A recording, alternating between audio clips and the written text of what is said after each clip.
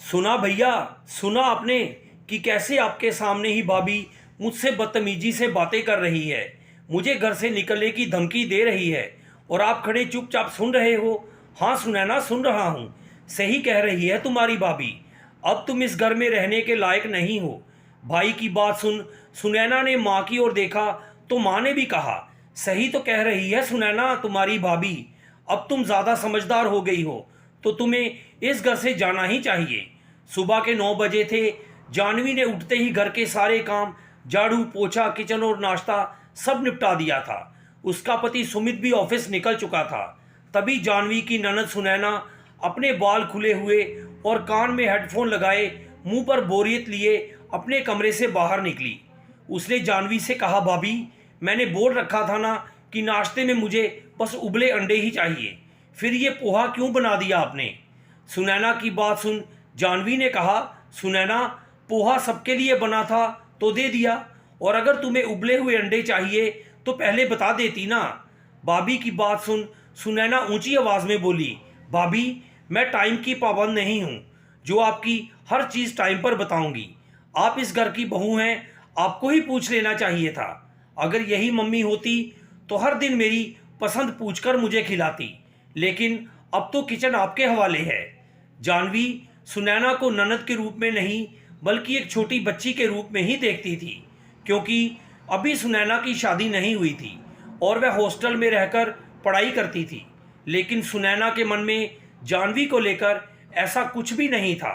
वह उसे इस घर की बहू नहीं नौकरानी समझती थी, इसलिए जो मर्जी आता बोलती रहती थी और जानवी उसकी हर बात को बच्ची समझकर बर्दाश्त कर लेती।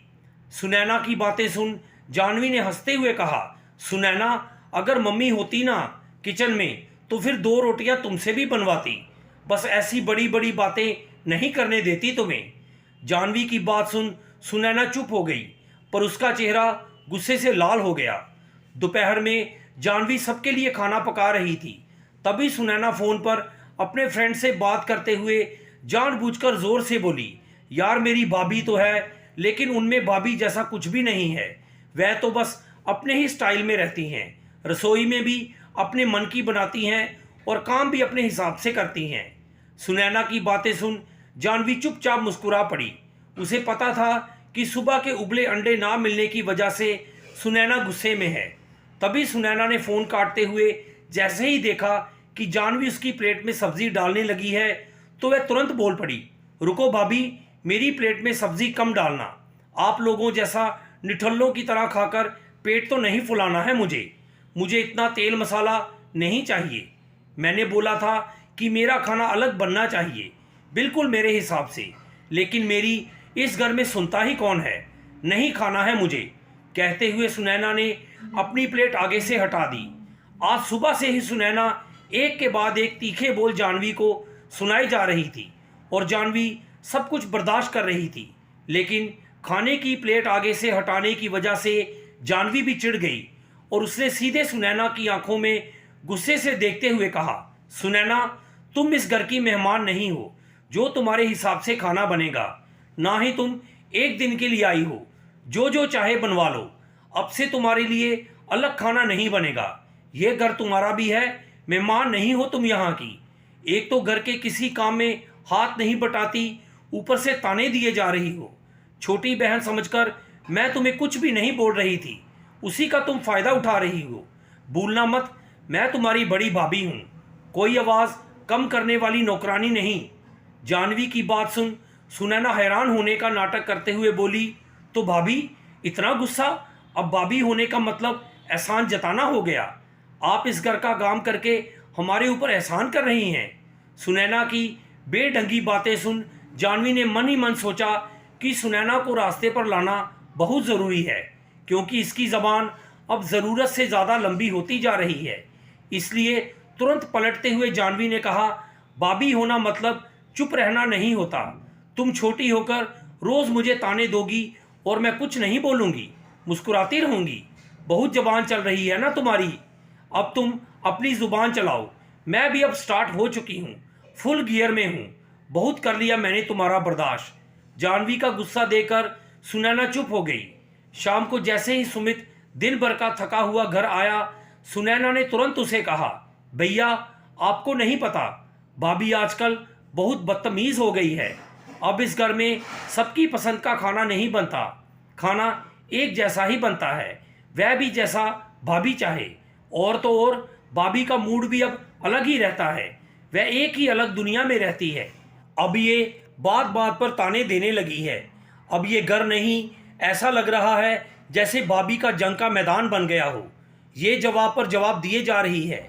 सुनैना की बातें सुनकर थका हुआ सुमित मरियल सी आवाज़ में बोला, क्या हो गया सुनैना, तुम फिर से शुरू हो गई? एक दिन भी ऐसा नहीं जाता कि घर में कलेश ना हो। तभी जानवी भी वहाँ आ गई। उसने सुनैना की सारी बातें सुन ली थी। आज वाली जानवी रोज़ वाली जानवी नहीं थी, आज उसका पारा चढ़ा हुआ था। उसने साफ साफ सुमित से कहा, सुमित तुम्हें भी अच्छे से पता है कि मुझे कितनी शांति पसंद है, लेकिन तुम्हारी बहन बात बात पर छोटी होते हुए भी मुझे ताने देती है, हर बात में मुझे नीचा दिखाती है, अपने दोस्तों के सामने मेरी शिकायत करती है। बहुत बड़ी हो गई है ना ये, अब इसे कुछ ज़्यादा ही दुनियादारी समझ में आ गई है। तो एक काम करो, जल्दी से इसके लिए कोई लड़का देखो और विदा करो इसे इस घर से। फिर देखती हूँ कि कैसे संभालती है ये घर गृहस्थी। मुस्कुराते हुए, ये भी तो किसी की भाभी बनेगी ना, इसकी भी तो कोई ननद होगी। फिर देखती हूँ कि ये कितना बर्दाश्त करती है। जानवी की बात सुन सुनैना गुस्से में बोल पड़ी, सुना भैया, सुना आपने, अब तो हद हो गई है। अब ये मुझे घर से निकलवाने की तैयारी में लग गई है और आप इन्हें कुछ भी नहीं कहते हैं। सुमित कुछ बोल पाता उससे पहले ही जानवी बोल पड़ी, हाँ, क्योंकि जब तुम्हें घर में रहने की तमीज़ नहीं है, ज़ुबान में कड़वाहट है, आंखों में जहर है और अपने आप को तुम काफ़ी समझदार मानती हो, तो कर देते हैं ना तुम्हारी शादी। संभालो अपनी गृहस्थी। आज तक तुम्हें मैं अपनी छोटी बहन की तरह मानती थी, तुम्हारी बातें बर्दाश्त करती रही, लेकिन अब लगता है कि मैं गलत थी। तुम तो बहुत समझदार हो गई हो। जानवी की बात सुन सुनैना जैसे ही कुछ बोलने लगी, सुमित सुनैना के ऊपर चिल्ला पड़ा, बस कर सुनैना, तू हर बार जानवी पर चिल्लाती है, छोटी छोटी बात पर भी कितना जहर बोलती है। मैं भी सुनता रहता हूँ तेरी बातें, समझ में नहीं आता। वह तेरी बड़ी भाभी है और बड़ी भाभी माँ समान होती है। तुम्हें पता है, अगर एक दिन जानवी इस घर में ना रही तो इस घर का क्या होगा? संभाल पाओगी तुम ये घर? सुनैना इस घर की बहू के साथ साथ इस घर की रीढ़ है, छोटे बड़े सबका ख्याल रखती है, पूरे घर को संभालती है, तुम्हारे नखरे भी उठाती है। इसके बावजूद भी तुम फालतू की चुगली करती रहती हो। भाई की डांट सुनकर सुनैना की आंखों में आंसू आ गए। बिना बोले वह चुपचाप कमरे में चली गई और अपनी माँ से जाकर बोली, देखो ना माँ, अपने भैया भाभी दोनों बदल गए हैं। आज भाभी की वजह से भैया ने पहली बार मुझे डांटा तो उसकी माँ ने बड़े ही प्यार से सुनैना को समझाते हुए कहा, बेटा गलती तो तेरी ही है, तू 2-4 दिन के लिए आती है और अपनी भाभी को कितना जहर बोलती है। मैं तेरी माँ हूँ, लेकिन मुझे भी तेरी बोली अच्छी नहीं लगती। फिर वह तो भाभी है, लेकिन तूने अपनी सारी सीमाएं तोड़ दी, अपने दोस्तों के सामने उसकी बेइज्जती कर रही है। अरे वह छोटी समझकर तुझे इज्जत दे रही थी, तेरी हर बात पर मुस्कुराती थी। मैं भी तो देखती हूँ ना, मैं भी तो इसी घर में रहती हूँ, लेकिन तूने कभी उसे भाभी वाली इज्जत नहीं दी। आज मुझे अपनी बेटी की बजाय बहू सही लग रही है। क्यों लग रही है ये तू खुद सोच। और कहीं ना कहीं मुझे इसकी बात भी सही लगी।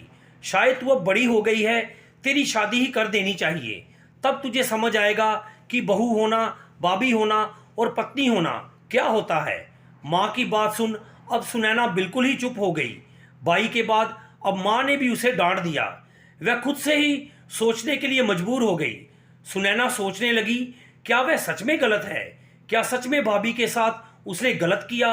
आज तक घर की लाडली बेटी, जिसे कभी किसी ने डांटा नहीं था, आज अचानक ही सबकी डांट सुन रही है। वह अंदर से अंदर ही टूट गई। उसे फिर से सबका पहले जैसा प्यार चाहिए था। इसीलिए काफ़ी सोचने के बाद उसने खुद को बदलने की ठानी। अगले ही दिन सुबह उठकर बिना कुछ बोले चुपचाप भाभी के साथ रसोई में उसकी मदद करने लगी। अचानक से सुनैना का बदला रूप देख जानवी, सुमित और उसकी माँ तीनों एक दूसरे को देख हैरान थे, लेकिन तीनों के चेहरे पर एक मुस्कुराहट भी थी। कि चलो कम से कम उनकी एक डांट की वजह से उनकी बेटी सही रास्ते पर तो आ गई। तो दोस्तों, आपको ये कहानी कैसी लगी कमेंट बॉक्स में ज़रूर बताएं। कहानी को लाइक शेयर और चैनल को सब्सक्राइब करना ना भूलें। धन्यवाद।